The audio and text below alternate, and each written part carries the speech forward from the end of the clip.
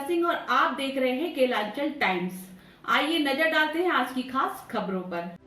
बिहार में पिछले 24 घंटे में कोरोना वायरस संक्रमण के 221 नए मामले सामने आए हैं और 9 लोगों की मौत हो गई।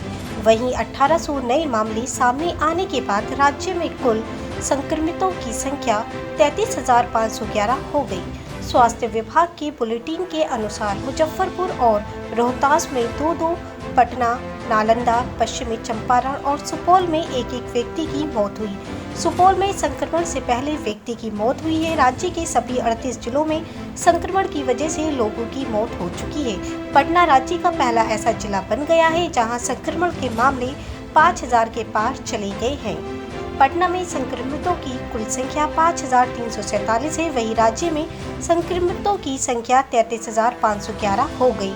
पटना में कुल 1869 मरीजों का इलाज चल रहा है, जबकि पूरे राज्य में 10,458 मरीजों का इलाज चल रहा है। अन्य बेहद प्रभावित जिले भागलपुर में 2023 मामले, मुजफ्फरपुर में 1514 मामले, गया में 1336, रोहतास में 1257, बेगूसराय में 1221, सिवान में 1204 और नालंदा में 1200 मामले हैं।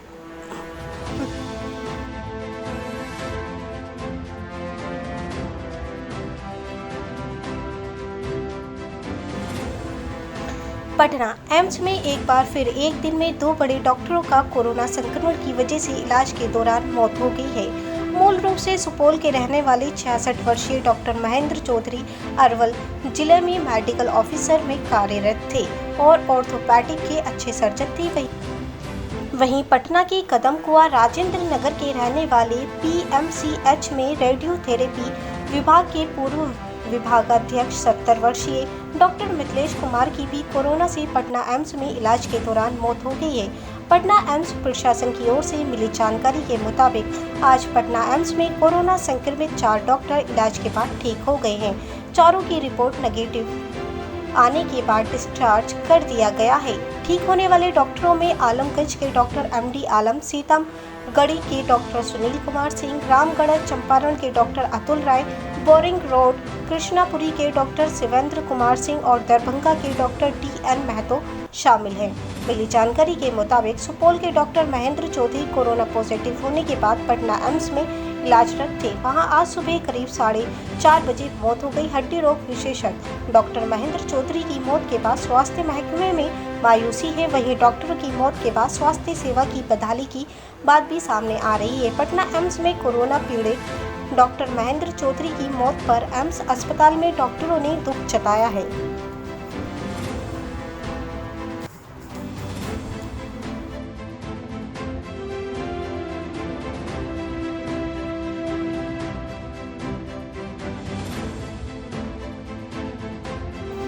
पटना उच्च न्यायालय ने शुक्रवार को बिहार सरकार को निर्देश दिया कि वह राज्य में कोविड-19 महामारी से निपटने के लिए उठाए गए कदमों का विवरण पेश करे।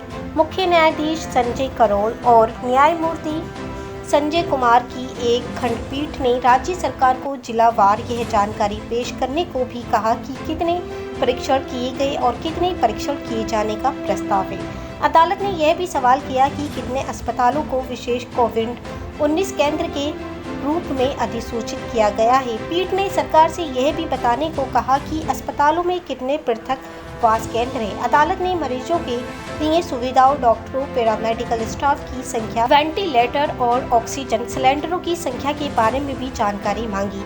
अदालत ने दिनेश कुमार सिंह द्वारा दायर एक जनहित याचिका पर यह निर्देश पारित किया।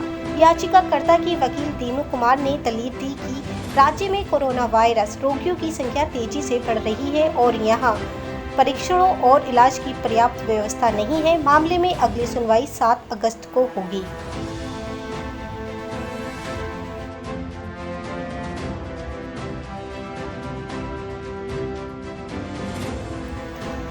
कोरोना वायरस से जूझ रहे बिहार की राजधानी पटना में एक दुखद खबर सामने आई है। दरअसल पटना एम्स की इमारत से कोविड-19 संक्रमित एक मरीज ने कथित तौर पर छलांग लगाकर आत्महत्या कर ली।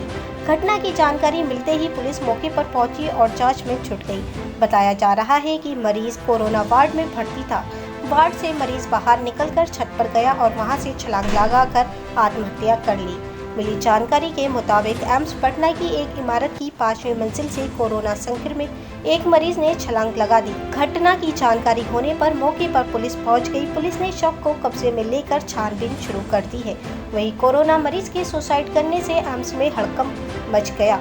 घटना की पुष्टि करते हुए फुलवारी शरीफ थानेदार रफीकुर रहमान ने बताया कि मरीज ने अस्पताल की छत से कूदकर आत्महत्या कर ली है। वह बिहेटा के मोहम्मदपुर का रहने वाला है। मृतक की शिनाख्त बिहेटा के मोहम्मदपुर निवासी राजेश के 21 वर्षीय बेटे रोहित कुमार के रूप में की गई है। बिहार में कोविड-19 के 1820 नए मरीज मिले हैं। इसके बाद राज्य में कोरोना संक्रमितों की संख्या 33,511 हो गई है।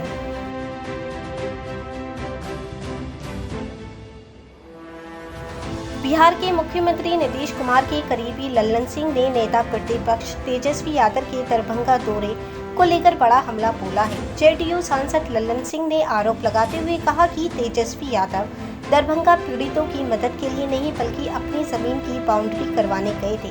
लल्लन सिंह ने कहा कि लालू प्रसाद का परिवार जमीन के धंधे में लगा रहा है। नौकरी के नाम पर जमीन लिखवाना, टिकट के बदले जमीन लेना, ये उनकी परंपरा रही है। लल्लन सिंह ने आरोप लगाते हुए कहा कि लोकसभा चुनाव के वक्त भी लालू परिवार ने टिकट के एवज में जमीन ली थी। उन्होंने कहा कि अमित कुमार बाकरगंज लहेरिया सराय के रहने वाले हैं। अमित कुमार ने दरभंगा स्थित अपनी जमीन आरजेडी के नाम मुफ्त में ली थी। उन्होंने आरोप लगाते हुए कहा कि तेजस्वी यादव ने बदरीपुर वीआईपी पार्टी के लोकसभा उम्मीदवार से जमीन पर पेपर लिया। उन्होंने सवाल करते हुए पूछा कि तेजस्वी यादव बताएं कि बदरीपुर और अमित कुमार से क्या रिश्ता है। तेजस्वी बदरीपुर से कौन सा कागज ले रहे, ये बताएं। इन लोगों को जमीन लेने में भी शर्म नहीं आई। लल्लन सिंह ने कहा कि चुनाव के बाद सारे कागज बाहर आएंगे और आरजेडी का अस्तित्व खत्म हो जाएगा। उन्होंने कहा कि लालू अगर गरीबों के मसीहा हैं तो बताएं, गरीबों के लिए 15 सालों में उन्होंने क्या किया।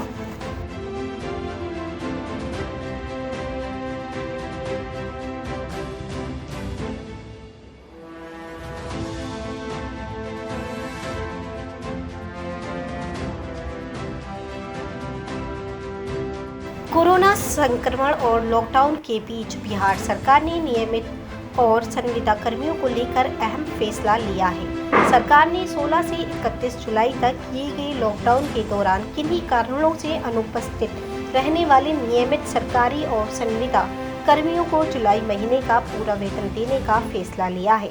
उप मुख्यमंत्री सुशील कुमार मोदी ने इस बात की जानकारी दी है। सुशील कुमार मोदी ने कहा कि वैश्विक महामारी कोविड-19 के संक्रमण के प्रसार को रोकने के लिए प्रदेश में 16 से 31 जुलाई तक जिला और राज्य स्तर पर लॉकडाउन किया गया है। ऐसे में इस दौरान मार्च से मई तक जारी लॉकडाउन की तरह ही नियमित सरकारी और संविदा कर्मियों को जुलाई महीने का पूरा वेतन दिया जाएगा, चाहे वो किन्हीं भी वजह से गैर हाजिर रहे हों।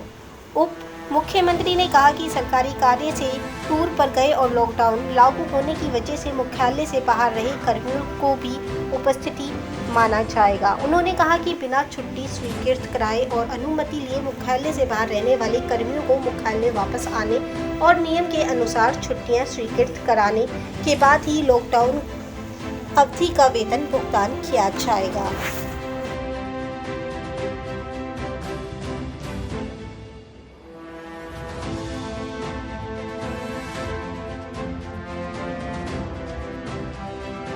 आप देख रहे थे केलांचल टाइम्स। बने रहिए हमारे साथ, हम फिर हाजिर होंगे नई खबरों के साथ में। तब तक के लिए नमस्कार।